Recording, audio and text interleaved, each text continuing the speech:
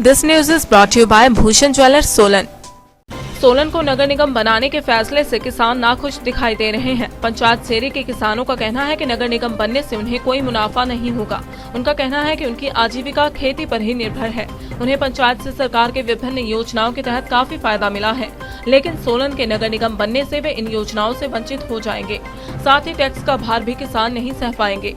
किसानों द्वारा अपनी बात ग्राम पंचायत सेरी के उप प्रधान तक पहुँचाई गयी है। उप प्रधान ने बताया कि उन तक विभिन्न गाँव के किसानों के सुझाव आए हैं कि सोलन को नगर निगम ना बनाया जाए। व्यक्तिगत तौर पर वे भी यही चाहते हैं कि जिन स्थानों पर कृषि होती है उन्हें नगर निगम में शामिल नहीं करना चाहिए। मेरा नाम अमरजीत, जिला सोलन बजड़ों का रहने वाला हूँ, सरी पंचायत का हूँ। और जो हमारी ये खेती बाड़ी किसान जो हम करते हैं, इससे हमें काफ़ी फ़ायदा है। जब हम नगर निगम में आ जाएंगे तो उससे हमें, मेरे को लगता है, अभी कोई फ़ायदा नहीं होने वाला है। और जो भी ये चला हुआ आजकल भी इसको बनाया जाए तो वो ठीक नहीं, हम इसके लिए समझते हैं। इससे हमारे को कोई फ़ायदा होने वाला तो है नहीं। भी ये सब लोग यही चाहते हैं कि ये ना पंचायत पूरी ये चाहती है हमारी कि ये ना बने तो अच्छा ही है। इससे हमारे को कोई फ़ायदा नहीं होने वाला, ना बने इससे हमारे को कोई फ़ायदा नहीं होने वाला है। हम पंचायत में ही रहना चाहते हैं, मतलब जो भी हमारे को स्कीमें मिलती है इससे हमारे को फ़ायदा है। जो भी है सब्सिडी वगैरह जो भी मिलती है, और जो हमारे गौशाला वगैरह है वो तो फिर टैक्स लग जाएगा, सब कुछ लग जाएगा, तो उससे हम दे नहीं पाएंगे। कभी तो फसल होती है, कभी होती नहीं, कभी बीज के पैसे भी पूरे नहीं होते, तो वो कैसे चलेगा फिर? तो कहाँ से हम टैक्स दे पाएंगे? ऐसे बढ़ जाएगा, सब चीज़ें बढ़ जाएगी हमारे लिए। तो जो भी है महंगाई बढ़ जाएगी, तो जिम्मेदार कहाँ से करेगा इसके लिए पूरा? तो हमारा तो यही कहना है, अभी ना आए ये तो बहुत बेहतर है। हम तो इसका विरोध ही करेंगे। पूरी पंचायत कर रही है अभी तक, तो लगभग अभी सभी बोल रहे हैं अभी इसका विरोध किया जाए, और ये नहीं बनना चाहिए नगर निगम। इससे हमारे को कोई फ़ायदा नहीं है। अगर ये सरकार ज़बरदस्ती हमारे ऊपर ये थोपती है भी ये नगर निगम बनेगा ही बनेगा, तो इसके लिए हम तो संघर्ष करते ही रहेंगे। मतलब जब तक ये टूटे या ना बने तो हम इसके लिए तो संघर्ष करते ही रहेंगे। इसके अलावा हमारा कोई चारा नहीं है। मैं नितिन ठाकुर गांव बजडोल का निवासी हूं। ग्राम पंचायत सेरी है हमारी। और अभी जो ये सरकार ने प्रस्ताव डाला है हमें कॉरपोरेशन में डालने का, मैं इसका कठोर शब्दों में इसका विरोध करता हूं। हमारी जो जीविका है वो खेती पर निर्भर करती है। हमने बहुत सारे बेनिफिट्स उठाए हैं पंचायत से, चाहे वो खेत में डंगे लगाने से लेके हो, चाहे वो ओबरा बनाने से लेके हो, चाहे वो कीवी की प्लांटेशन से। आप देख रहे हैं पीछे मैंने 50 प्लांट्स की प्लांटेशन कर रखी है। इसके लिए टैंक बनवाया मनरेगा से। तो हमें इन सब बेनिफिट्स से हम वंचित हो जाएंगे आगे के लिए। अगर हम सोचते हैं कि हम अपने खेतों में कोई डेवलपमेंट करते हैं तो हम इन सारे बेनिफिट्स जो हमें पंचायत से मिलते हैं हम इससे हम वंचित हो जाएंगे, और टैक्स का भार हम पर अननेसेसरी पड़ेगा। तो मैं बिल्कुल इसका विरोध करता हूँ। हमने ये विरोध अपने प्रधान तक पहुँचाया है, और अगर फिर भी अगर सरकार हमें जबरन कॉरपोरेशन में डालने की करती है तो हम इसका विरोध करेंगे सर। मैं हिमांशु ठाकुर, ग्राम पंचायत सेरी। हम नगर निगम में आने का विरोध करते हैं। हमें गांव में सारी फैसिलिटियां मिलती है, तथा हमें नगर निगम में आके कोई फ़ायदा नहीं होगा। ऊपर से हम पे टैक्सेस थोपे जाएंगे जो हम नहीं दे सकते। हम किसान वर्ग है, हम खेतीबाड़ी करके ही खुश है, तो हम नगर निगम में आने का विरोध करते हैं। अगर फिर भी हमें नगर निगम में लिया गया तो हम इसके खिलाफ संघर्ष करेंगे। मैं रोशन लाल बोल रहा हूँ।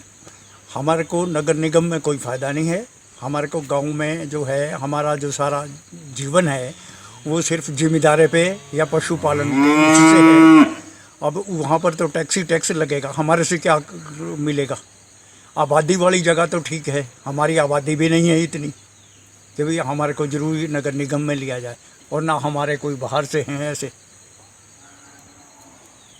हमारे गांव में हमारे होंगे तकरीबन 100-150 के आसपास, वो भी पूरे एरिए में।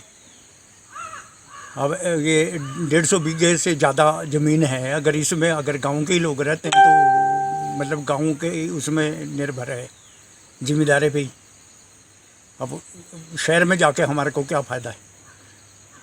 अब होगी तो वो तो हमारे वैसे ही है, सड़कें हमने खुद बना रखी। विरोध करेंगे तब भी इसका।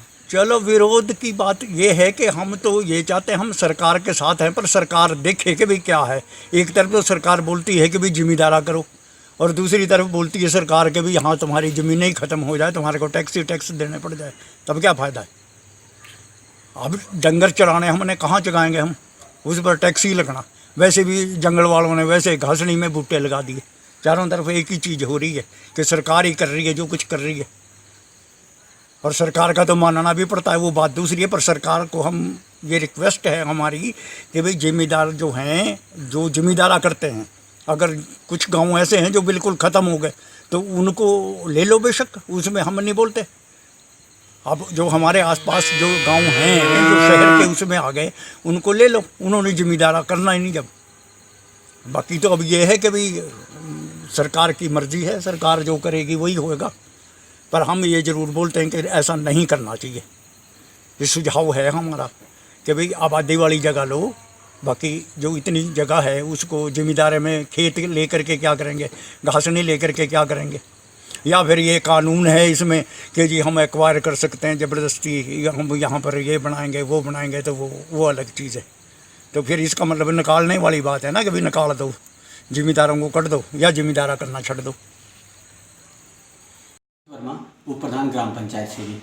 जैसा कि अभी चर्चा है कि सोलन को नगर निगम बनाया जाएगा, इसके बाद जो है अलग अलग गांव से, जो हमारी पंचायत के अंदर गांव है, अलग अलग लोगों का सुझाव आया है और मुझ तक ये बात पहुंची है और लोगों ने बताया है कि हम लोग जो है नगर निगम में नहीं आना चाहते हैं। व्यक्तिगत तौर से मैं भी ये मानता हूँ कि जो ग्रामीण क्षेत्र है जहाँ कृषि होती है उन क्षेत्रों को जो है नगर निगम में नहीं लिया जाए।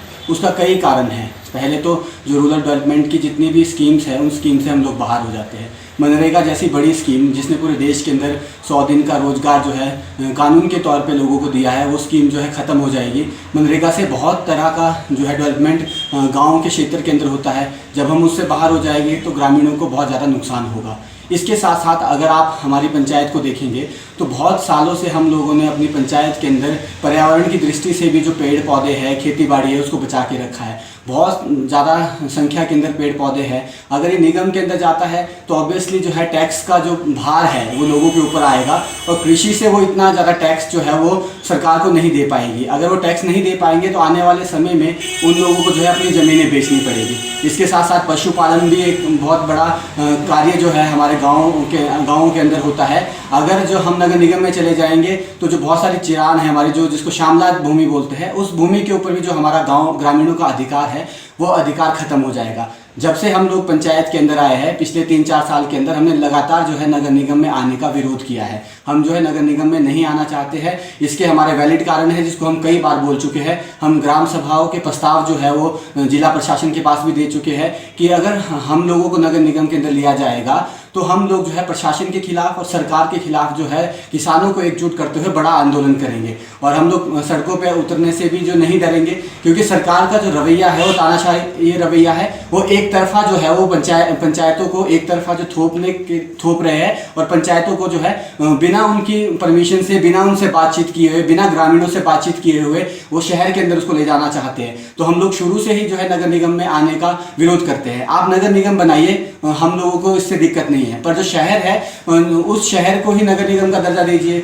आप बोल रहे हैं कि 50,000 की आबादी अभी शहर में नहीं हुई है, जबकि जो जनगणना है वो सन 2011 के अंदर हुई है, अभी 2021 की जनगणना नहीं हुई है। तो इतनी जल्दबाजी के अंदर जो है ये फैसला लेना बिल्कुल गलत है। और हमारा ये भी डाउट है कि अगर नगर निगम बन जाता है तो नगर निगम में अगर गाँव जो है, जो बहुत दूर तक के गांव जो लिए जा रहे हैं, उन गांव का जो है समान विकास हो ही नहीं सकता है, क्योंकि जो सारा का सारा बजट है वो हमेशा से जो प्रायोरिटी रहेगी शहर के अंदर ही बजट को खर्चने की प्रायोरिटी रहेगी। और जो गांव के अंदर जो पंचायत के जरिए अभी जो विकास हो रहा है उन विकास के ऊपर रोक लग जाएगी। इसलिए हम लोग आने वाले समय के अंदर, अभी हम लोग पिछले दिन जो जितने भी रिप्रेजेंटेटिव है इन पंचायतों के वो डीसी महोदय से मिले हैं, आने वाले समय के अंदर अगर हमारी बात को नहीं माना गया तो हम लोग जो है एक संघर्ष समिति बना के किसानों को।